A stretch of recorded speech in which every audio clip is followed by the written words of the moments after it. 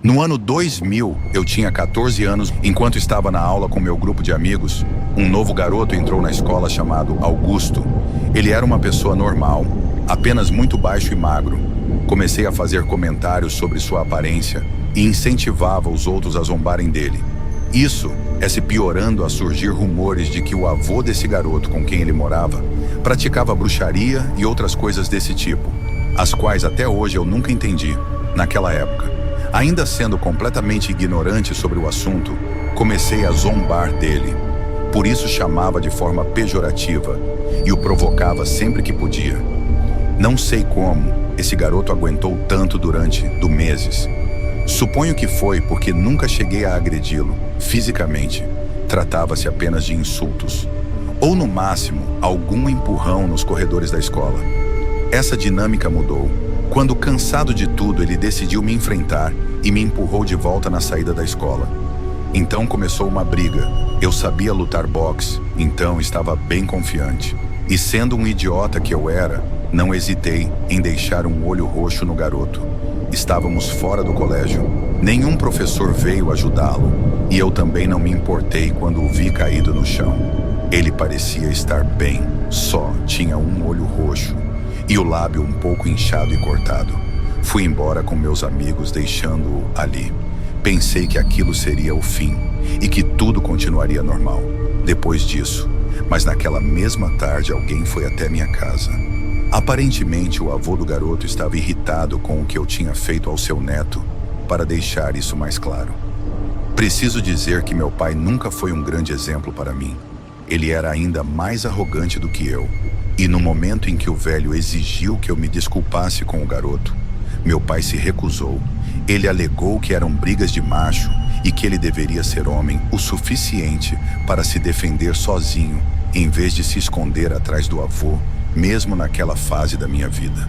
Senti que meu pai foi muito grosseiro com o homem, mas obviamente eu não iria dizer isso a ele. Pelo contrário, fiquei ao seu lado e o apoiei, dizendo que se ele não fosse tão covarde, ninguém o incomodaria. Também o chamei de franga e lancei outros insultos. Passamos um bom tempo mandando o velho ir embora. Dissemos que se ele não saísse da nossa propriedade, quebrar ele no pau. Claramente isso não pareceu a agradar o avô do garoto. Assim que meu pai deixou claro que eu não pediria desculpas, sua expressão de raiva se transformou em fúria. Ele olhou diretamente para meu pai com desaprovação, talvez por causa da forma como ele estava me educando, e então disse algo que não era em português. Depois disso, ele cuspiu no chão e saiu de nossa casa junto com o neto. Meu pai esqueceu o incidente e nem sequer me repreendeu por ter o garoto com um olho. Normalmente ele não se importava com essas coisas sobre mim. Naquela mesma noite, tive um sonho muito estranho. Sonhei com o velho que estava de pé me encarando no meio da escuridão, em um corredor longo. Por mais que eu andasse, parecia que não avançava. Continuei caminhando e caminhando, até que de repente comecei a sentir uma forte pressão no peito. Era como se meu cora tivesse prestes a explodir. Tudo isso ocorria sob o olhar do homem, que me observava com o mesmo ódio com que olhou para o meu pai. Horas antes, aquela dor imensa veio acompanhada de uma falta de ar. Era como se o oxigênio não entrasse em mim. Quando a dor ficou insuportável, acordei, estava suando, tremendo e puxando o ar com desespero. Era quase como se realmente estivesse sem ar. Estava no meu quarto sozinho e tudo parecia normal. Tudo indicava que não tinha passado de um pesadelo. Nunca tinha tido sonhos tão vívidos, mas não queria pensar que fosse outra coisa. Depois de me acalmar, consegui dormir novamente. E não voltei a sonhar com aquele velho naquela noite no dia seguinte. Nem pensei mais nisso. E ao chegar à escola, vi que o garoto parecia um pouco irritado comigo. Estava prestes a lançar alguns dos insultos que sempre fazia. Mas quando ia fazer isso, algo me deteve. Foi como um medo, uma sensação semelhante à que tive no meu sonho. Naquela noite apenas o ignorei e fui me sentar durante todo o dia. Tentei evitá-lo, mesmo quando meus amigos insistiam que devíamos incomodá-lo. Eu mudava de assunto porque algo naquela situação parecia diferente. Não era como nos outros dias. Cada vez que me aproximava, sentia uma pressão no peito que me assustava muito. pois me lembrava do sonho, ainda. Assim tentei manter as aparências e apenas convenci meus amigos de que provocá-lo já não era tão divertido. Além disso, os professores poderiam suspeitar. Apesar de tentar ignorá-lo pela primeira vez, o garoto parecia me olhar sempre que podia. Algumas vezes o peguei me encarando, mas ele desviava o olhar. Assim que eu notava, pensei que talvez ele só estivesse se perguntando. Por eu não o tinha incomodado naquele dia, então não dei muita importância. 2 noites depois, fiquei até tarde na quadra. Eu tinha ficado jogando até tarde com meus amigos e estava caminhando sozinho esse trajeto. Era bem comum para mim, não era a primeira vez que ficava jogando até tarde. Eu estava ouvindo música com meus fones de ouvido, mas entre uma música e outra conseguia ouvir outra coisa. Comecei a escutar uma respiração muito pesada, como a de um cachorro ofegante. Olhei ao redor, mas não vi nada. As ruas estavam desertas, o que me deixou um pouco nervoso, não tanto pelo que ouvi, mas porque talvez fosse mais tarde do que eu imaginava, e eu poderia ser assaltado. Acelerei o passo, esperando ver alguém mais caminhando pela rua, pois isso me faria se sentir um pouco mais tranquilo.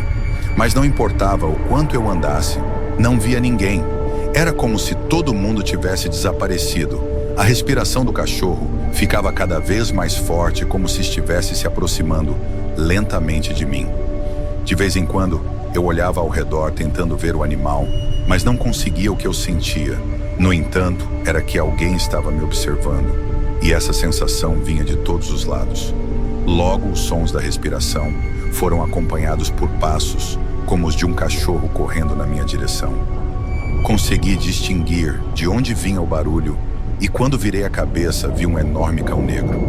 Não era a primeira vez que via cachorros grandes, mas o que mais me surpreendeu não foi o tamanho dele, nem o fato de que parecia estar correndo diretamente para mim.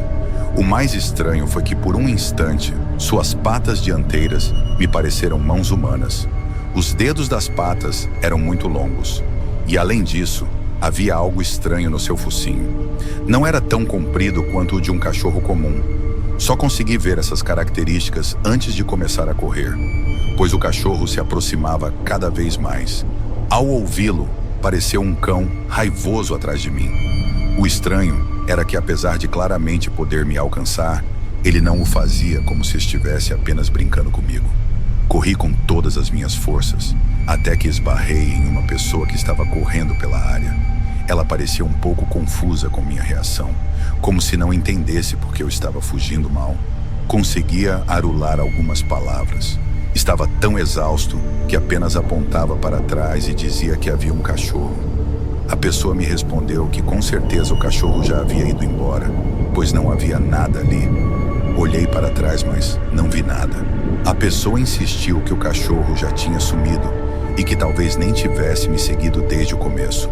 Mas eu tinha certeza de que o ouvi bem antes de encontrá-la. A pessoa me disse que isso não era possível. Não poderia simplesmente ter desaparecido assim. Depois continuou o seu caminho e me deixou sozinho, bastante confuso. Eu não sabia o que pensar nem o que fazer, então acabei só voltando para casa.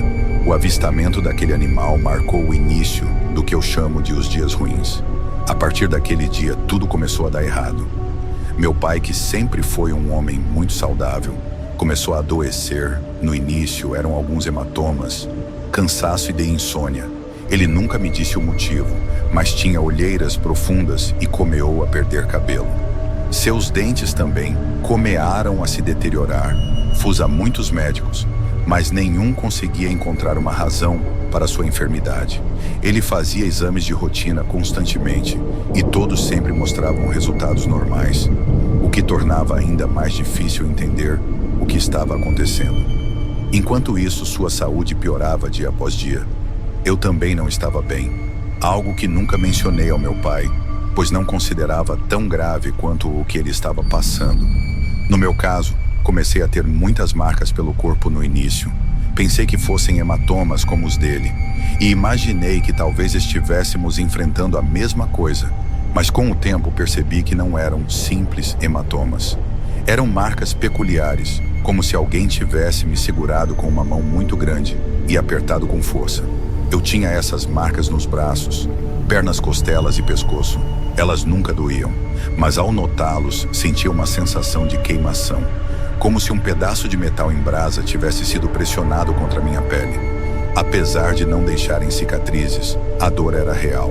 Mantive isso em segredo, porque não queria que meu pai soubesse que eu também estava mal.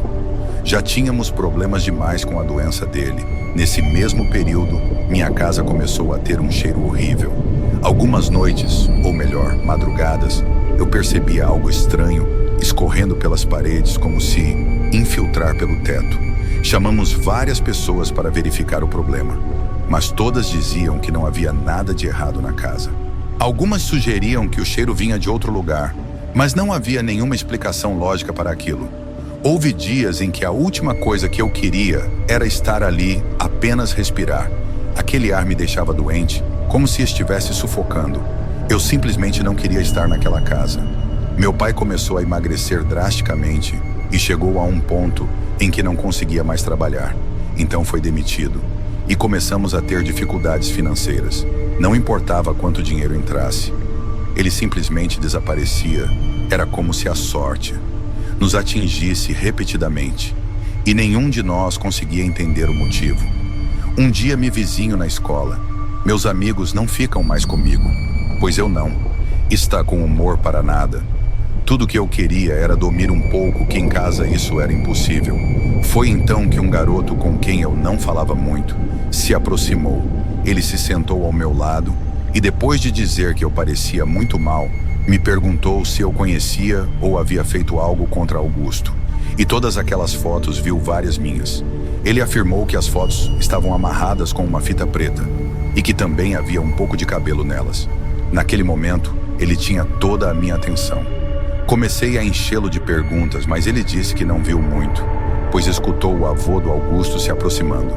Então fechou a porta e continuou procurando o banheiro. Ele me confessou que no início não pretendia me contar nada, mas sua consciência não o deixava em paz. Além disso, ele havia notado o quanto eu tinha piorado e pensou que talvez eu quisesse saber tudo o que consegui dizer. Foi um obrigado antes de me despedir. Aquelas informações me deixaram tonto e sobrecarregado. Eu não sabia se era verdade ou se ele só queria brincar comigo. Pensei nisso o dia inteiro. Lembrei-me do que diziam sobre o avô dele, de como terminou o nosso último encontro e da estranha palavra que ele disse antes de ir embora. Comecei a me perguntar se toda essa má sorte poderia ser resultado de uma maldição. Eu nunca acreditei nisso. Já que meu pai era cético, então eu também era. Naquela noite me revirava na cama como de costume quando ouvi meu pai me chamar. Levantei-me e fui até seu quarto, pois ele parecia muito aflito. Quando entrei, ele estava pálido e disse que não se sentia bem mal. Conseguiu falar antes de começar a vomitar. Ele não comia. Há dias, então, o que saiu foi uma enorme surpresa para mim. Ele começou a vomitar, cabelo, e parecia interminável. Ele tentava expelir aquilo, mas não parava de sair mais e mais cabelo. Eu podia ver como aquilo o machucava e não sabia o que fazer, quando finalmente parou e pensei que ele ficaria bem. Ele desmaiou. Liguei imediatamente para a ambulância que o levou ao hospital, mas poucas horas depois nos informaram que ele havia falecido. Disseram que ele teve uma parada cardíaca e que seu corpo simplesmente se apagou. Meus parentes foram contatados e decidiram que eu deveria ficar com eles por um tempo. A maioria das coisas ruins começou a desaparecer após a morte do meu pai. Mas as marcas em meu corpo continuavam. Os pesadelos e a sensação de que algo muito ruim quase aconteceu comigo também nunca foi embora. Às vezes ainda penso no velho. Estou completamente convencido de que ele teve algo a ver com tudo isso. Ele é o responsável pela morte do meu pai. Mas infelizmente não tenho como provar. Por favor, curta e se inscreva se você estiver gostando agora. Continuamos. Eu comecei a ouvir as histórias do canal há pouco tempo, porque antes do que me aconteceu, achava essas coisas de assombração uma bobagem. Eu pensava que eram apenas histórias para assustar crianças. Mas por ironia do destino, agora estou aqui para contar que marcou minha vida para sempre. Eu nunca aprendi a ler nem a escrever, porque minha família era muito pobre. Quando tentei ir para a escola, As outras crianças zombavam de mim, diziam que eu era muito burro e piolento. Contei ao meu pai o quanto me sentia mal com isso, e ele me deu permissão para não ir mais à escola. Fiquei em casa ajudando nos afazeres domésticos e na horta que tínhamos no terreno vizinho, antes de começar a história. Quero agradecer ao meu amigo Gilberto por escrever meu relato. Ele foi a pessoa que conseguiu enviá-lo para vocês. Como eu não ia à escola e passava muito tempo em casa entediado, meu pai acabou me levando com ele para o trabalho. Assim aprendi sobre encanamento, jardinagem e construção. Também trabalhei como varredor de rua. Fazia qualquer serviço que aparecesse para colocar comida na mesa. Nunca me senti envergonhado desses trabalhos, porque mesmo que as pessoas estudadas quase nunca os valorizem, em algum momento elas acabam precisando. Certa vez fomos chamados para cuidar do jardim de uma família muito rica. Achei que eram daqueles senhores que querem tudo perfeito na vida e não sabem no que gastar. O dinheiro meu pai e eu trabalhamos para eles por 15 anos, até que meu faleceu. Nesse tempo percebi algumas coisas. Por exemplo, o senhor da casa tinha outra família e se dava mal com a esposa que passava o tempo fora de casa com os amigos. Eles não tinham filhos, então gastavam todo o dinheiro com eles mesmos. Quando meu pai morreu, fiquei encarregado do jardim e de alguns outros reparos na casa. Teria sido um bom trabalho, mas certa tarde, as coisas mudaram. O senhor, a quem chamarei de Fernando, me pediu para entrar em sua casa e tomar uma bebida com ele. Fiquei sem jeito, pois minhas mãos estavam sujas de terra e eu cheirava a suor. A gente não liga muito para essas coisas quando está trabalhando. Pedi desculpas por isso, mas ele apenas riu. Se você já vem há tantos anos arrumando o jardim, deveria se considerar parte da família, disse ele. Eu não fazia ideia do que ele queria, mas um dinheiro extra seria bem-vindo depois de perguntar sobre minha família. Entre um gole e outro, ele perguntou se eu não queria ganhar um pouco mais de dinheiro. Nem pensei duas vezes e respondi que sim. Não é nada ilegal, né? Perguntei se ele tivesse dito que sim. Para ser sincero, eu teria aceitado mesmo assim. Mas ele respondeu que não. Ele disse que queria que eu fosse seu motorista particular e que para isso precisava confiar totalmente em mim.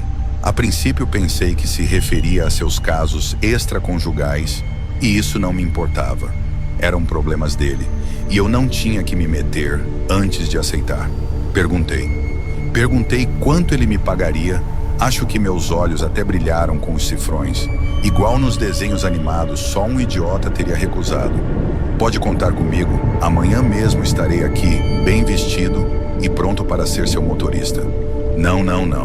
Hoje mesmo tenho um compromisso e preciso que você venha esta noite. Não se preocupe, vou te pagar como hora extra. E se não tiver terno, venha vestido de preto, com salário.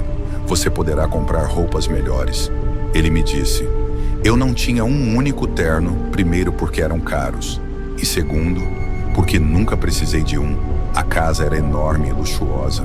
Com um jardim maior que o do senhor Fernando, havia muitas mesas com comida e garrafas de vinho que eu nem sabia que existiam. Mas algo me chamou a atenção. Os garçons eram crianças vestidas apenas com uma espécie de calção de penas brancas. O senhor Fernando me alertou novamente para não falar sobre nada do que visse ou ouvisse. Obedeci e até hoje mantenho essa promessa. Pude caminhar pelos jardins e pegar comida, mas ela não tinha gosto. A carne estava quase crua e me deu muito nojo. Eu estava comendo um pão de sal quando uma das crianças se aproximou. Oi, pequeno, como você se chama? Ela respondeu que se chamava Lúcia. Não acreditei que fosse uma menina, pois tinha cabelo curto e parecia um menino. Acho que tinha uns 5 anos. Pois nessa idade, às vezes, é difícil saber. Naquela noite, nada mais aconteceu. O Sem Fernando entrou na mansão onde a festa estava acontecendo e saiu de lá por volta das 4h30 da madrugada. Meu corpo não estava acostumado a ficar acordado até tão tarde, então eu estava desmaiando de sono. Assim que saímos, ele se despediu das pessoas, entrou no carro e fomos embora. Ao chegar em casa, ele me instruiu a me apresentar no dia seguinte às 2 da tarde para resolver alguns assuntos nos meses seguintes. Fui me acostumando. De um lugar para outro, comprando coisas caras, visitando mulheres ricas e muito bonitas e cuidando de alguns dos seus negócios. Fui seu motorista por um ano, até que uma noite, enquanto dirigia, ele me perguntou: "Você não gostaria de se tornar um membro?" "Membro do que?" perguntei ao senhor, ele falou. Sorriu e disse que você já deve imaginar o que acontece nessas festas. Há apenas duas coisas que precisa saber. A primeira é que, se for inteligente, pode ganhar o dinheiro que quiser e comprar tudo o que sempre sonhou. A segunda é que só precisa adorá-lo, agradá-lo e dar-lhe o que ele pedir. Além disso, nunca pode faltar a uma reunião, porque o que vem fácil, vai fácil, queria dizer. E para ser sincero, também não me importava. Eu tinha um filho e uma esposa que dependiam de mim, e isso era o que me motivava a dar-lhes uma vida melhor. Vale dizer que não vivíamos em extrema pobreza, mas eu também não podia lhes dar os luxos que mereciam. Além disso, eu estaria mentindo se dissesse que não sentia curiosidade para saber o que realmente acontecia lá dentro. Imaginava que lavavam dinheiro ou faziam algo ilegal, mas nada poderia ter me preparado para o que testemunhei naquela noite. Quando chegamos à festa, o senhor Fernando foi diretamente com dois senhores que pareciam velhos pelo cabelo grisalho e pela cara vermelha. Ele me apresentou a eles e disse-lhes que eu seria o novo membro. Os senhores me olharam de cima a baixo, como olharam outros por eu ser pobre. Disseram algo ao patrão e depois me deixaram passar. Dentro havia algumas cadeiras dispostas em círculo e uma cama muito grande no centro. Pouco a pouco as pessoas foram se sentando, até que todos os assentos estavam ocupados. O senhor Fernando me disse para prestar atenção e não falar no ambiente. Começaram a se ouvir tambores, uma música estranha, como se fosse africana ou algo parecido. Eu não conseguia ver bem quem estava tocando, mas percebi que não era uma gravação. De uma das portas atrás das cadeiras apareceu uma moça bastante jovem. Ela tinha penas de pavão na cabeça e estava sem roupa. Seu cabelo era longo e castanho. Fiquei olhando essa aparição de boca aberta, mas os outros, entre os quais havia homens e mulheres, nem sequer a olharam novamente. A jovem se deitou na cama e fechou os olhos. Depois apareceram 6 rapazes que também pareciam muito jovens. Pareciam modelos tirados de uma revista. Cada um dos 6 começou a ter relações com a garota, até chegar a vez do 6º. Quando ele terminou, a moça pegou uma faca debaixo das cobertas e cortou o pescoço dele. Quis gritar, mas fiquei mudo ao ver o corpo do rapaz cair de lado. Depois a jovem fez o mesmo. Morrendo instantaneamente, as pessoas das cadeiras se levantaram e aplaudiram todo o ambiente. Estava com uma luz muito baixa. Apenas a cama onde vimos, tudo isso estava bem iluminada. Não sabia o que fazer, porque nunca imaginei que me encontraria com algo assim. Depois acenderam-se algumas luzes acima de nós, quando todos, incluindo eu, olhamos para cima. Lá estava uma pessoa. Bem eu. Eu acho que era uma pessoa, embora não tenha certeza. Tinha chifres de touro na cabeça e estava sem roupa. Ele usava uma máscara que estava aberta e tinha as mãos levantadas para o teto. De onde eu estava, parecia que seus pés eram cascos de touro, mas não tenho certeza porque não dava para ver. Bem quando ele baixou as mãos para nós, as pessoas começaram a fazer sons, como se quisessem vomitar. Outros apenas gritavam e faziam gestos horríveis. Eu não sabia o que fazer e estava muito assustado, porque pensei que algo poderia acontecer comigo. Embora eu não tenha estudos, não. Sou burro, e aquilo foi um sacrifício de uma seita. Nunca imaginei que o senhor Fernando estivesse envolvido em algo assim. Ele estava ao meu lado e também se contorcia, começando a tirar a roupa. As outras pessoas também fizeram isso. E bem, eu não seria o único vestido. O ritual terminou por volta das 5 da manhã. Todo o tempo em que estivemos sane e tendo relações, Auá com chifres nos observa de cima. Ossos doses permaneceram na cama, enquanto tudo isso acontecia. Quando terminamos, nos vestimos e subimos no carro. Fernando está sorrindo e parecia muito satisfeito. Ele perguntou se eu tinha gostado e respondi que sim. Olha, agora você é como um novo membro, então deve trazer alguém. Se conhece algum garoto, traga-o, ele vai gostar. Algo deve ser oferecido para conseguir o que busca. É assim que o mundo funciona. Garoto, minhas mãos tremiam enquanto segurava o volante, mas tentei rir do que ele dizia. Prometi que levaria um sobrinho que havia acabado de completar 18 anos. Fernando me pediu para voltar no dia seguinte para fazer as compras de sempre. E me lembrou em um tom ameaçador de não contar a ninguém o que tinha visto. Ele me deu um sorriso de despedida e eu fui para casa quando cheguei. Comecei a chorar e estava fora de mim.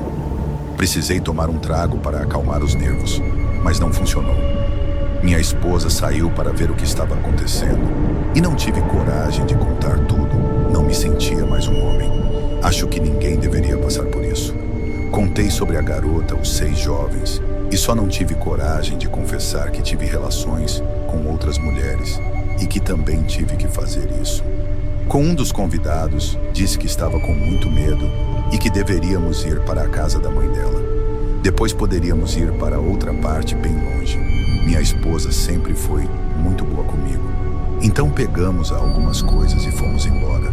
Entre uma coisa e outra, levamos uma semana para encontrar onde morar. Percorremos quase todo o país, até chegarmos a um lugar onde ninguém nos conhecia. Estamos instalados aqui há apenas 1 ano e meio. Vivo com medo de que algum dos convidados da festa possa me encontrar. Talvez eu esteja exagerando, porque Fernando deve pensar que sou um pobre coitado. Mesmo que eu falasse, ninguém acreditaria em mim. E se acreditassem, essas pessoas têm dinheiro suficiente para comprar qualquer juiz ou político. Todos sabemos que os ricos e poderosos se protegem entre si. Custou-me muito recuperar-me emocionalmente e muitas vezes sonho com aquele ser com chifres, aquele que nos observava de cima enquanto fazíamos aquelas aberrações. Não vivo tranquilo e me sinto uma porcaria comigo mesmo por causa do que aconteceu. Não posso falar sobre isso com ninguém, porque não quero mudar a imagem que tem de mim e, acima de tudo, por causa do medo que ainda tenho.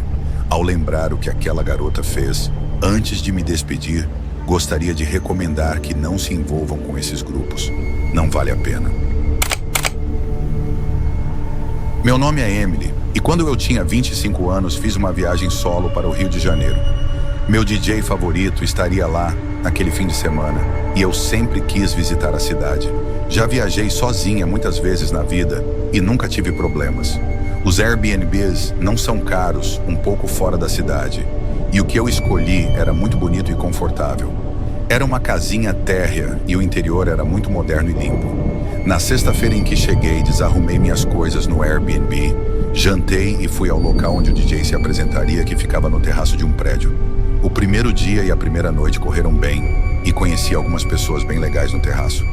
James, Ian, Ekan e Marcelo eram namorados e ames que entende meio que de vela na viagem no dia seguinte.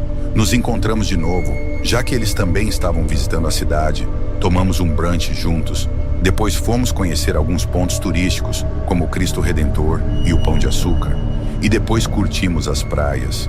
Infelizmente, eles já tinham ingressos para outro show naquela noite, para o qual eu não tinha entrada. Então voltei a explorar a cidade sozinha. O que estava tudo bem para mim, ainda encontrei coisas para fazer quando bateu. A fome, comecei a voltar para o Airbnb, que ficava nos arredores da cidade. Mas no caminho, parei em um restaurante que encontrei. Eu sei falar um pouco de português, mas não sou fluente. Então tentei ficar em lugares onde as pessoas pareciam falar inglês, já que eu estava sozinha. O cardápio na vitrine tinha algumas palavras em inglês. Então entrei e o restaurante era pequeno e escuro. Muitos restaurantes na área eram caros, mas esse parecia acessível. Então decidi ficar o espaço para jantar. Era longo e estreito, não estava muito cheio, e havia algumas pessoas sentadas mais ao fundo, em algumas mesas. Também havia um homem sentado praticamente ao lado da minha mesa. Ele devia ter uns 50 anos, e fiquei me perguntando se ele também era turista. Ele e eu éramos os únicos sozinhos ali. O garçom veio até mim e falou em português. E eu perguntei também em português se ele falava inglês. Ele disse que sim, e a partir daí fiz meu pedido em inglês. Notei que o homem da outra mesa ficou olhando enquanto eu fazia o pedido. Foi meio estranho quando o garçom saiu. O homem comentou em inglês: com sotaque português, que meu português soava bem. Agradeci, e ele começou a conversar comigo em português, como se estivesse me dando uma aula. Acho que ele achava que estava sendo charmoso, mas era irritante.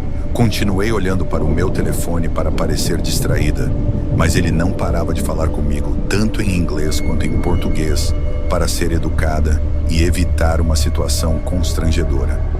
Tentei responder algumas coisas e conversar em português, enquanto ele corrigia meus erros.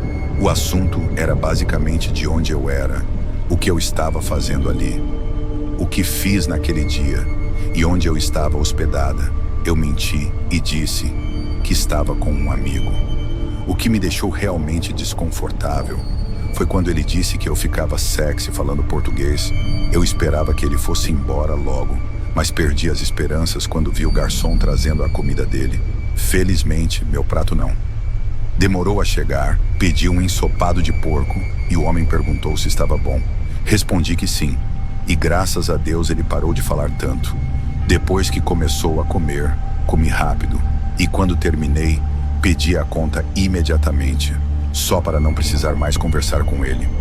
O homem também pediu a conta logo depois de mim, o que achei estranho, pois ele nem tinha terminado. Assim que paguei, me levantei e saí. Ele disse algo em português, mas eu só respondi, tchau, e continuei andando.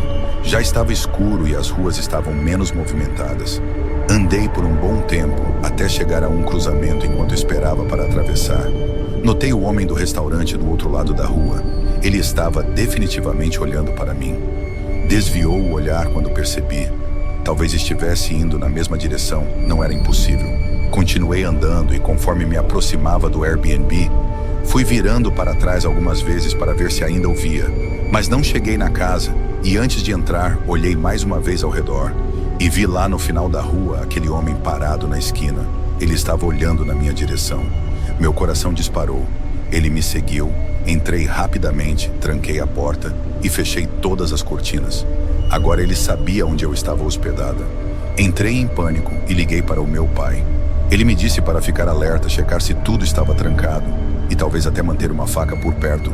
Era sábado à noite e meu voo era só no fim do dia seguinte. Então ainda queria sair.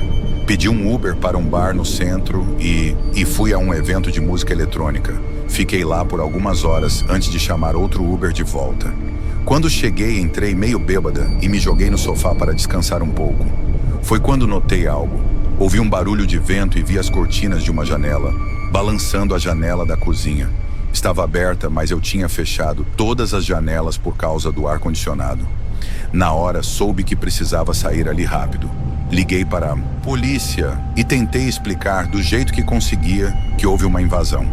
Os policiais chegaram em poucos minutos e saí do meu esconderijo atrás de uma moita quando vi a viatura. Um dos policiais falava um pouco de inglês, então expliquei que a janela foi aberta e que fui seguida. Eles entraram na casa e começaram a gritar palavras que não entendi quando os vi saindo com aquele homem. Algemado foi o momento mais chocante da minha vida. Se eu tivesse entrado no quarto, nem quero pensar no que poderia ter acontecido. Felizmente ele foi burro o suficiente para não fechar a janela. Depois de entrar, fui embora no dia seguinte e ainda visitei o Brasil mais uma vez. Isso aconteceu há alguns meses. Eu dirijo para Uber há alguns anos e geralmente trabalho nos turnos da madrugada. As ruas são mais tranquilas e as gorjetas são melhores, mas há um preço a pagar. De vez em quando você acaba tendo uma história que fica com você e não de um jeito bom. Sempre me considerei uma pessoa cuidadosa. Já lidei com minha cota de passageiros estranhos, mas nada, absolutamente nada chegou, nem perto de ser tão bizarro quanto o que estou prestes a contar. Na época eu não tinha uma câmera no painel, e essa noite foi o principal motivo pelo qual instalei uma tudo. Começou de forma normal. Ali só estava eu e os barulhos esquisitos que meu carro fazia de vez em quando. Tem um Volvo 2005 meio surrado, mas ele é confiável pra caramba. As ruas estavam completamente desertas, o que, como mencionei antes, era do jeito que eu gostava. Por volta das 2 da manhã, recebi uma solicitação vinda de uma loja de conveniência. Próxima parecia inofensivo no começo, Mas por algum motivo senti um aperto estranho no estômago sobre isso. Sabe aquela sensação de que algo está errado, mas você não consegue explicar por exatamente o que me bateu, enquanto eu dirigia até lá antes mesmo de ver o cara. Entendi o motivo do meu pressentimento. A loja de conveniência para onde eu estava indo estava fechada. Todas as luzes estavam apagadas e não havia um único carro no estacionamento. Quando me aproximei e vi ele, fiz questão de dirigir bem devagar para dar uma boa olhada. Ele estava andando de um lado para o outro na frente da Vestil, um moleque encardido que parecia não ver uma máquina de lavar. Há anos, não estou exagerando. Havia literalmente um na manga. Seus movimentos eram nervosos, como se ele não conseguisse ficar parado. E fora isso, ele continuava olhando por cima. Dobro como se achasse que alguém o estivesse perseguindo. Se eu tivesse que adivinhar, diria que ele estava sob efeito de alguma coisa. Eu provavelmente deveria ter cancelado a corrida e ido embora. Até cheguei a pairar meu dedo sobre o botão de cancelar, mas por algum motivo não o fiz. Destravei as portas e ele entrou no banco de trás, sem dizer uma única palavra. No momento em que tirei o pé do freio, me arrependi da minha decisão. A maioria das pessoas ou fica mexendo no celular ou olhando pela janela, mas não ele. Ele apenas ficou ali me encarando pelo retrovisor sem piscar ou desviar o olhar. Tentei evitar retribuir o olhar, mas acabei cruzando os olhos com ele algumas vezes. Ele parecia meio irritado, o que só tornava tudo ainda mais desconfortável. Tentei ignorá-lo e liguei o rádio para quebrar o silêncio. Nem me lembro qual estação escolhi, mas no momento em que a música começou a tocar, ele gritou para eu desligar sua voz. Era profunda e percebi imediatamente que ele era fumante. Isso me pegou de surpresa e acabei puxando o volante de leve sem querer. Resistindo à vontade de olhar para ele pelo espelho, apenas obedeci, apertando o volante com mais força. Ficamos um tempo em silêncio e eu, sinceramente, esperava que ele simplesmente ficasse quieto até chegarmos ao destino. Mas aí ele falou, e me lembro dessa conva como se fosse ontem. Ele me perguntou se eu já tinha pegado alguém que não deveria. Essa pergunta bateu como um tijolo em minha cabeça. Soltei uma risada nervosa e respondi. Bom, acho que não tentei manter o tom leve, mas ele não reagiu. Apenas recostou-se e murmurou algo para si mesmo que não conseguia entender. Então ele começou a falar sobre como costumava ser motorista e que largou o trabalho porque alguns garotos roubaram o carro dele. Ele estava falando meio embolado, então não conseguia entender tudo. Mas peguei a ideia geral da história, olhei pelo retrovisor uma ou duas vezes enquanto ele falava e percebi que ele estava sorrindo o tempo todo, o que foi extremamente perturbador. Uma pessoa normal não sorriria. Contando algo assim, ele terou sua história dizendo: "É engraçado o quanto você pode confiar em alguém que está sentado bem atrás de você." Essa frase foi o que me fez mudar minha visão sobre ele. Passei a vê-lo mais como uma amia do que apenas um drogado aleatório. Infelizmente, não havia muito que eu pudesse fazer sobre isso. Senti meu coração na boca, mas mantive os olhos na estrada. Minha mente estava girando. Olhei rapidamente para o GPS, me agarrando ao destino como se fosse minha tábua de salvação. Mas o cara simplesmente não sabia a hora de parar de falar. Ele continuava divagando sobre coisas aleatórias, algumas preocupantes e outras. Apenas sem sentido, eu sinceramente não conseguia acompanhar. Em certo momento ele começou a pedir desculpas para alguém. Embora eu não achasse que fosse para mim, ele começou a insinuar que havia feito algo terrível e que era uma pessoa má. Ficava repetindo. Eu não queria, seguido de vários. Me desculpa, não respondi com medo de que ele reagisse de forma agressiva. Se eu dissesse qualquer coisa, eu não fazia ideia do que ele havia feito ou do que era capaz, mas não queria descobrir. Estávamos a poucos minutos do destino, quando ele saiu do seu transe e gritou comigo, dizendo que eu tinha passado da entrada. Eu não tinha passado o GPS. Mostrava claramente que estávamos no caminho certo, mas por puro medo, pisei no freio. Ele exigiu que eu parasse o carro e foi exatamente o que fiz. Minhas mãos estavam tremendo naquele ponto e eu só queria que aquele pesadelo acabasse. Assim que coloquei o carro em ponto morto, faróis surgiram atrás de nós. Era um carro de polícia. Fiz uma prece silenciosa e observei enquanto ele se aproximava lentamente com o holofote, iluminando brevemente o meu carro. O cara no banco de trás imediatamente se abaixou, tentando não ser visto. Olhei de relance e vi que ele estava deitado quase completamente reto no banco traseiro, de olhos fechados. Virei a cabeça de volta rapidamente, antes que ele percebesse. Ele ficou naquela posição por um tempo, desconfortavelmente longo. Eu queria pedir para ele sair, mas achei melhor não arriscar.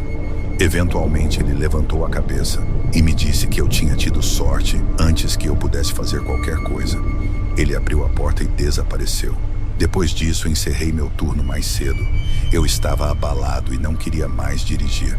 Aquela noite, algumas semanas depois, encontrei algo no meu celular que provava o quão perigosa aquela situação tinha sido. De acordo com um artigo de jornal, um atendente de uma loja de conveniência havia sido morto naquela mesma noite, apenas 2 quadras de onde eu peguei. Aquele cara me deu um enjoo. Só de pensar que estive a centímetros de um criminoso perigoso que poderia ter me machucado se quisesse. Estou com um pouco de medo de contar isso para a polícia. Evito contato com as autoridades por alguns motivos pessoais, nos quais não quero entrar, nem sei se um relato meu ajudaria em algo de qualquer forma. Sou muito mais cauteloso agora com quem eu deixo entrar no meu carro.